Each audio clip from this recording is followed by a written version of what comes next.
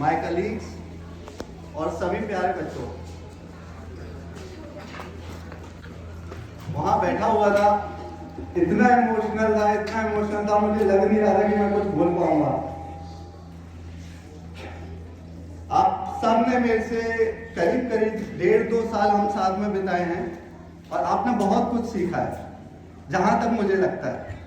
But ना, मेरी classes में 11th भी और 12th भी को छोड़ करके बाकी सारी क्लासेस मेरे से कुछ सीख नहीं पाई। तो मैं चाहता हूं कि अपने जो कुछ मैंने सीखा है उनमें से कुछ 3 चीजें हैं जिन पर मैं बात करना चाहता हूं आज। उसको मैं थोड़ा बच्चों तक कन्वे करना चाहता हूं और उसके बाद थोड़ा सा इमोशनल हम देख सकते हैं, इमोशनल फेस। क्योंकि अगर मैं यहाँ से ऐसे ही चला गया और इन्होंने कुछ नहीं सीखा मेरे से, तो they not get anything from me. या तो कुछ दिन पहले की बात है कि one of the student that in 12th B, मैंने उसकी कॉपी देखी और कॉपी देखने के बाद पता लगा मुझे कि जो कॉपी मैं अब तक चेक करता हुआ आया वो कॉपी किसी और की हैंडराइटिंग में थी। तो मेरे को लगा कि इस बच्चे को क्या कहा जाए। आजकल हमारी जनरेशन ना एक वर्ड सुन रही है, दैट इज स्मार्ट वर्क। सब बच्चों ने सुना है ना word smart work. Smart work का मतलब क्या होता है? ठीक, जो टाइम चल रहा है ना, हम बहुत ज्यादा ये वर्ड सुन रहे हैं, स्मार्ट वर्क स्मार्ट वर्क। अच्छा, एक और बात, कुछ 3-4 दिन पहले की बात है, एक बंदा कोई काम कर रहा था, मतलब ग्रुप डी, मतलब हमारे जो लोअर ग्रुप एम्प्लॉयज है वो, तो थर्ड एम्प्लॉयर से बोलते हैं क्या गधा मजदूरी कर रहा है, थोड़ा सा स्मार्ट वर्क अप्लाई कर। अब मेरी समझ में नहीं आया कि उनको क्या बोला जाए कि स्मार्ट वर्क, क्या स्मार्ट वर्क होता है और क्या स्मार्ट वर्क नहीं होता। थोड़ा सा मैंने अपना मनन किया, चीजें समझी कि स्मार्ट वर्क क्या होता है क्या नहीं होता। तब मुझे एक चीज पता लगी कि स्मार्ट वर्क जो शॉर्टकट है ना, आजकल के लोग, आजकल की जनरेशन, जैसे कि मैं भी उसी जनरेशन में आता हूं, मैं आपसे बहुत ज्यादा बड़ा भी हूं, तो आजकल के लोग ना शॉर्टकट को स्मार्ट वर्क समझने लग गए। तो क्या वाकई में शॉर्टकट स्मार्ट वर्क है? कैसे डिफरेंशिएट करोगे? नो की आवाज तो आई होगी मेरे पास। हाँ, कैसे पता करोगे कौन सा स्मार्ट वर्क है और कौन सा स्मार्ट वर्क नहीं है? कोई बताएगा?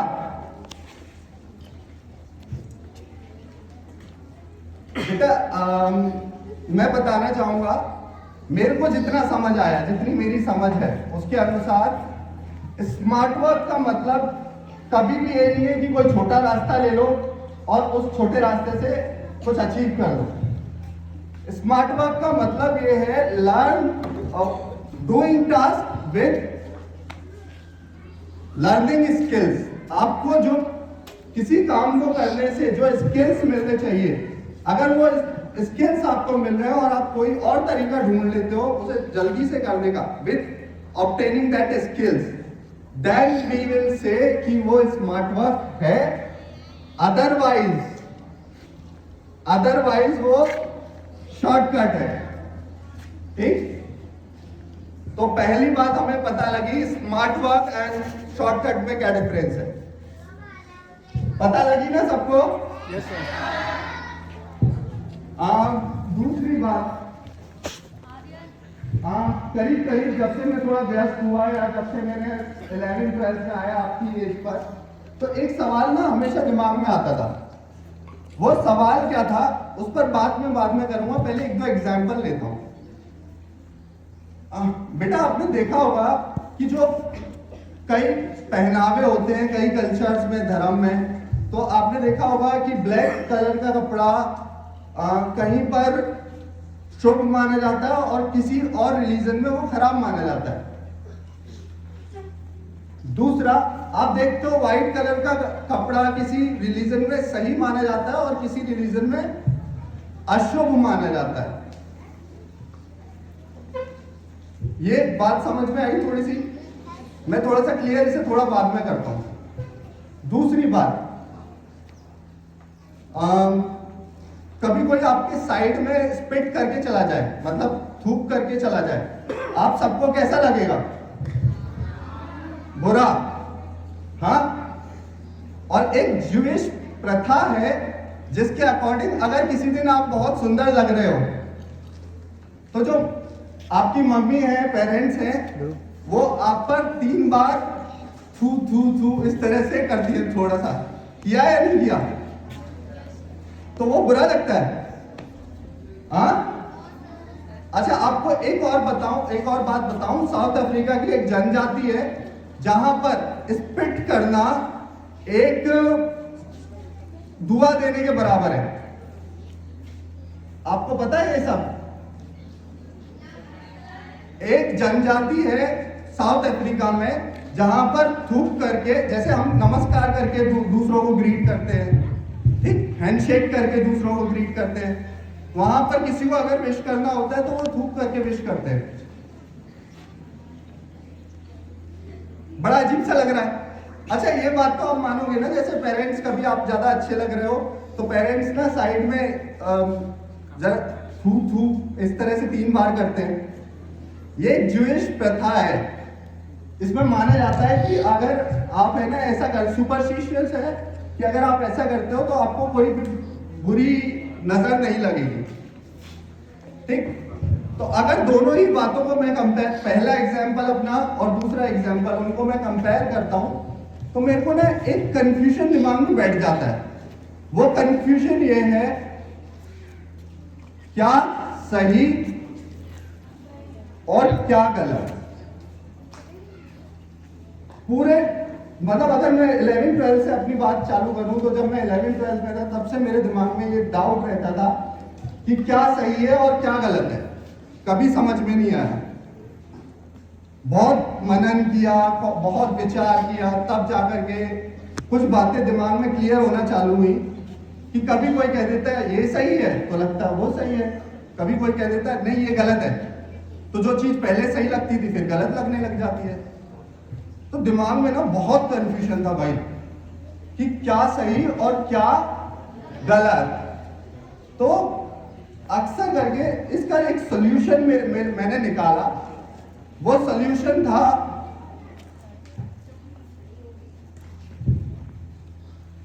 Listen to your inner voice.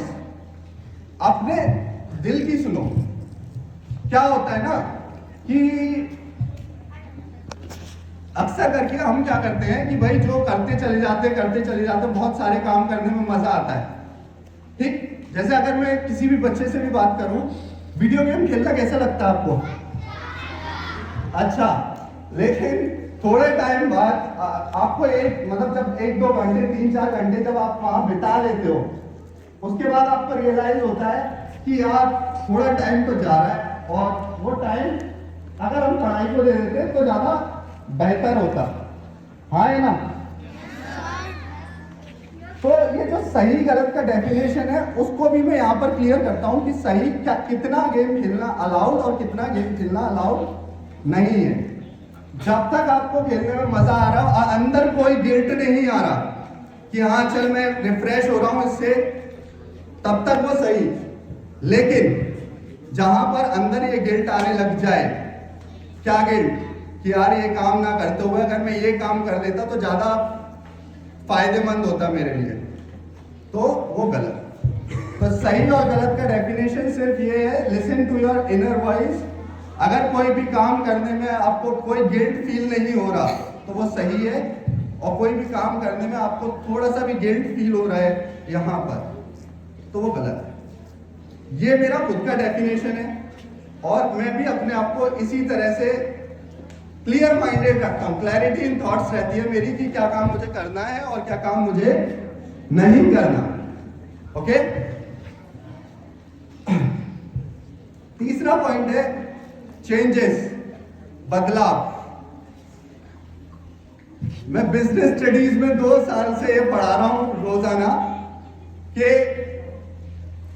बदलाव, there is one thing is constant, that is change itself. एक ही चीज कांस्टेंट है इस दुनिया में, वो है चेंज। ठीक, मतलब कुछ जो नहीं बदलेगा वो है खुद बदलाव। तो वक्त के साथ ना चीजें बदलती हैं, आप सबको उसे अडेप्ट करना है, अडेप्ट करते हुए आगे बढ़ना है। जैसे एक बात मैं कहना चाहूंगा, समय अनुसार बदल जाओगे तो बदल पाओगे, नहीं तो बदले जाओगे।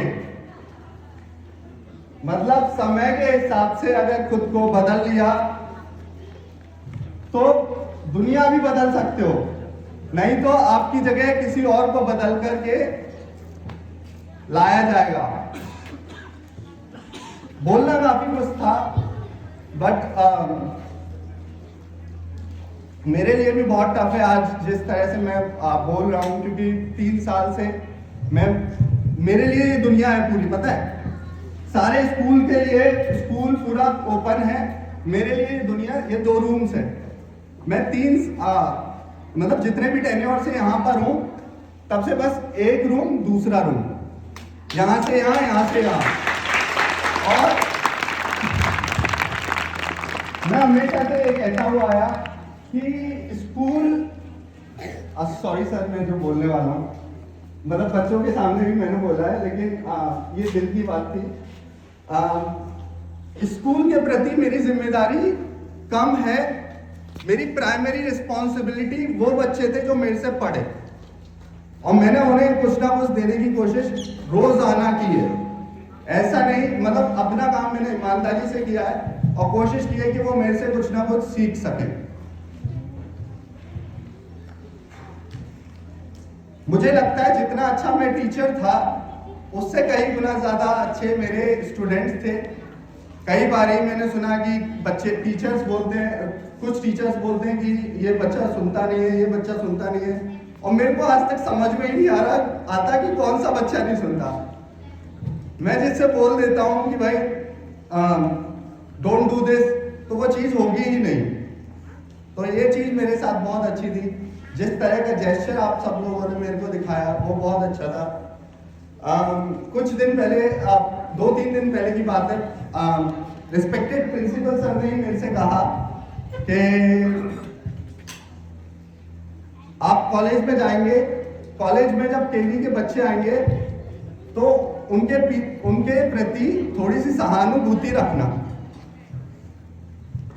मैंने कहा सर ये तो टाइम ऐसा है कि केवी से मैं जा रहा हूं, बट केवी मेरे अंदर से नहीं जाएगा, केवी मेरे अंदर ही रहेगा। और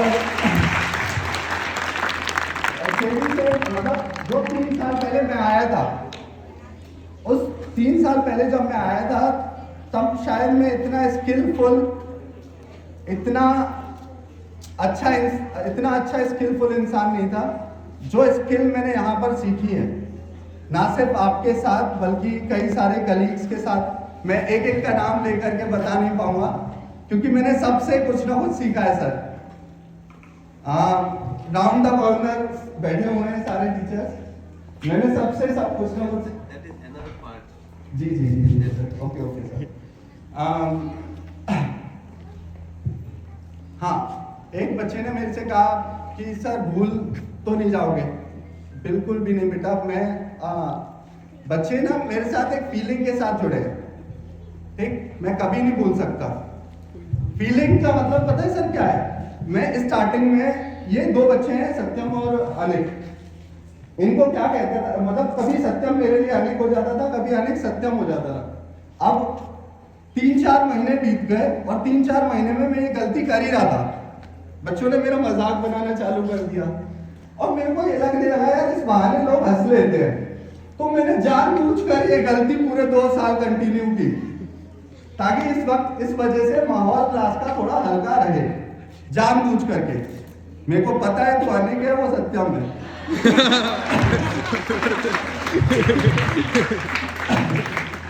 है ना? और जैसे माँ बाप, दादा, एंसेस्टर्स होते हैं हमारे, दादा परदादा, फिर पिताजी, फिर आपके बाद एक जनरेशन चलती है। जो जनरेशन्स चलती हैं, ठीक, उसमें परदादा और दादा अपनी अगली जनरेशन के लिए कुछ ना कुछ छोड़ करके जाते हैं, चाहे वो पैसा हो, चाहे वो कल्चर हो, चाहे वो लर्निंग्स हो, वो सब छोड़ करके जाते हैं। ठीक, एक पॉइंट है, एक बात है जो मैंने अपने टीचर से सीखी और उन्होंने अपने टीचर से सीखी थी। वो बात ये है, ध्यान से सुनना मेरी बात को प्लीज, इट्स इंपॉर्टेंट, और इट्स यही एक रीजन है जिसकी वजह से मैं यहां हूं और यहां के बाद और आगे जाने वाला हूं, और आगे के बाद और आगे जाने वाला हूं। वो बात क्या थी? वो भी ऐसे ही फेयरवेल का दिन था और उस दिन सर ने मेरे को वो बात बताई, और वो बात थी, एक शायरी थी। वो शायरी ये थी, सर का नाम भी बता देता हूँ, आशीष कालरा सर हैं, दिल्ली में मैं 2 साल रहा, वहां पर मैंने अपनी एजुकेशन की सीए के लिए। तो उन्होंने कुछ 2 लाइन्स मेरे को कही, और वो 2 लाइन बहुत इंपॉर्टेंट है, इसलिए मैं थोड़ा सा रुक करके बताना चाह रहा हूं। तो वो लाइन्स ये थी, ना जमीन से आगे हूं, ना आसमां से आगे हूं, पर कल था जहां वहां से आगे हूं।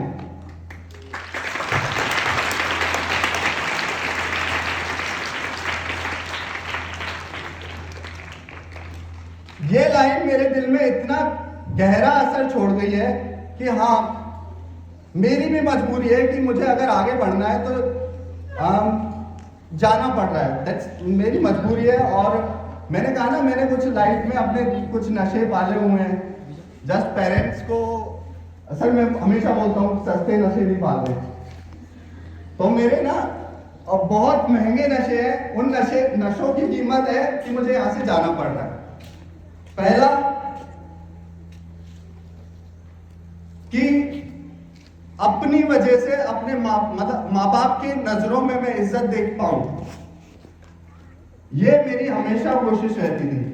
और जो लास्ट विश थी मेरे पापा की कि मैं प्रोफेसर बनूं, एजुकेशन लाइन में बहुत अच्छा करूं, तो I am getting that platform जिससे मैं थोड़ा और आगे बढ़ सकता हूं, इसलिए मुझे जाना पड़ रहा है।